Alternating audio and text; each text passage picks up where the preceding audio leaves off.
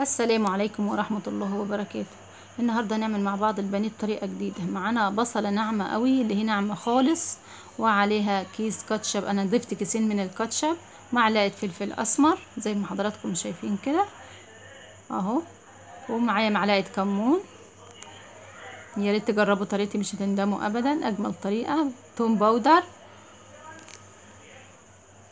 اهو بالشكل. حط فيها كل انواع التوابل، توابل الفراخ، بابريكا اهو بالشكل الحلو ده،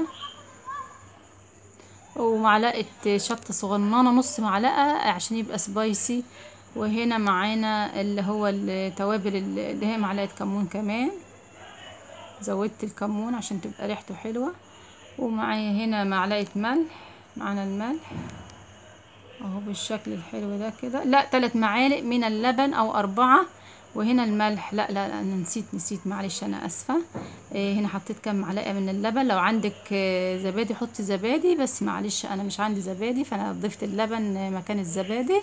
حطيت كل التوابل الحلوه اللي انتوا شفتوها معايا دي، ونزلت ببضايه واحده. وهنا معلقه خل زي ما حضراتكم شايفين. الشطه حسب الرغبه بتاعتكم، انا حطيتها عشان بيبقى مشطشط بسيط وجميل.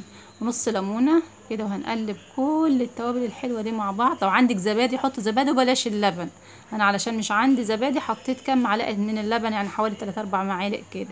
ونزلت بالبانيه، قطعه مظبوطه مش كبيره قوي ولا صغيره قوي. وهننزل هنقعدها. انا عملتها الصبح، تبلتها الصبح بالشكل ده كده، وعملتها بعد اذان العصر قليتها اهو بالشكل الحلو ده كده. دي طريقه جديده يا بنات، يا ريت تجربوها. انا جربت الطريقه دي لقيتها اجمل بكتير. هنا معلقه دقيق على الكنتاكي اللي انا حطيته. وهنا فلفل اسمر. انا جايبه اللي هو الكنتاكي اللي هو الخشن، بس نعمته حبه بسيطه عشان مش يبقى خشن قوي ولا ناعم قوي.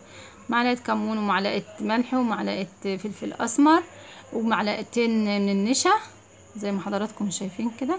وهنطلع على طول. دي الطريقه دي غير اللي بنعملها كل مره. الطريقه دي جميله، وكلك متشرب من كل التتبيله بتاعتها، وطعمها يجنن اهو بالشكل الحلو ده كده. والله كانت مفيش احلى من كده. يا ريت تجربوا طريقتي مش تندموا ابدا. كان جميل وريحه وطعم وحاجه جميله اهو. لو عجبكم الفيديو حطوا لايك وشير، ودمتم في رعايه الله.